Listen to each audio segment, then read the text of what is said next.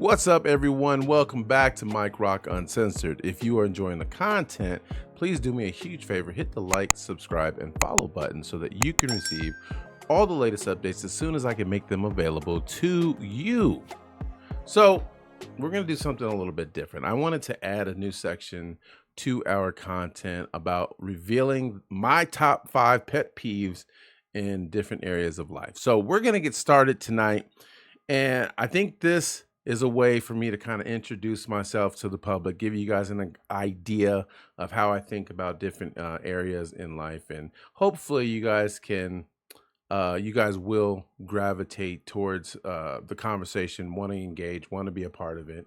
And I'm looking forward to growing this community with like-minded people and even people who don't always agree, who are respectful enough to share their conversations, debate, and just have some fun. So tonight we're going to get started with my top 5 pet peeves as a dad. Number 5, sneaking food. I would have had this higher on my top 5 list, but I'm trying to lose weight anyway, so I have to kind of take in the good with the bad on this one. But I hate thinking that I got something that I bought for myself in the fridge just to go in and find out my kids ate every last bit of it, or someone. And then even it leads into my number 1 pet peeve, which we'll get into a little bit later, but it just leads into other things, and dad ends up getting frustrated and upset, and it doesn't need to be that way. So number 4, going to bed without taking a shower. My kids are old enough. My youngest daughter now is 10. She'll be 11 here in September. And I hate the fact that they think it's okay to go to bed with all this funk on their body. You know, you go to school, they sweat it up. My older sons go to work, they sweat up even more. And not only do they go to bed not taking a shower, not all the time, because that's part of the reason why it's a pet peeve. We're taking care of it. But, you know, I'll wake up after a long day of work and stuff, and I'll go and find out that my sons actually slept in their work clothes. And to me, that's just nasty, man. Number 3, not doing the chores. I raise my kids to do things the right way. You know, I try to be a little lenient towards them. You know, I know what it's like to grow up and want to enjoy life as a kid, but at the same time having responsibilities. And I have 2 rules in my house. You do your chores, you do your homework, and I'll work with you on the rest. And we've been pretty consistent over time. But to see that they still aren't, like, I tell them the best way to do anything is if you're ready to play video games, if you're ready to draw, my daughter loves to draw, then you should always ask yourself, do I need to do anything on my chore list first? But then you come home as a dad, you're tired and you're exhausted, and you're looking forward to the attention, but then you see them playing video games on their tablets, playing with the dog, and the house looks like trash. It's so annoying.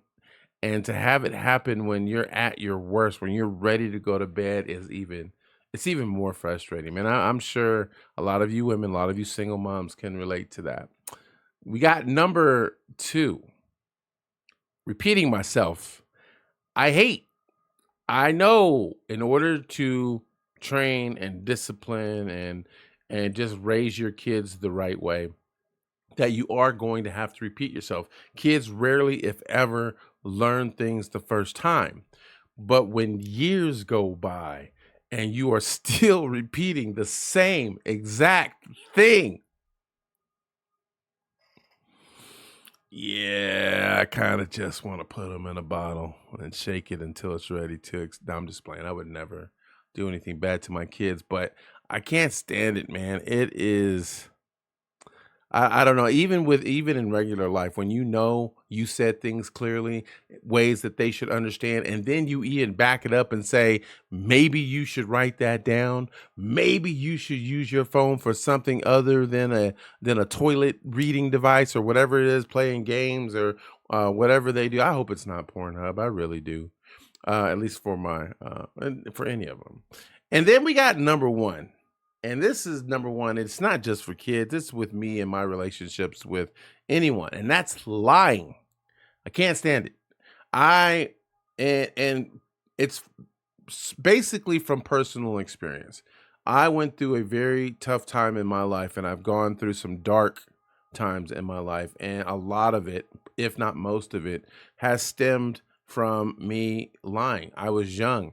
I didn't have a positive male role model in my life. Everything I learned as a man, I learned on my own, or not really on my own. I just didn't learn it from a father figure. And so it just took me a little bit longer to I made some mistakes. I did some dumb things. And when I look back on those dumb things that I did, I realized that I could have learned a lot and a lot faster if I wasn't so quick and eager to lie about things. So I'm really big on that. I don't condone lying with my kids at all. I do my best, whether it's going to hurt them or whatever the case may be.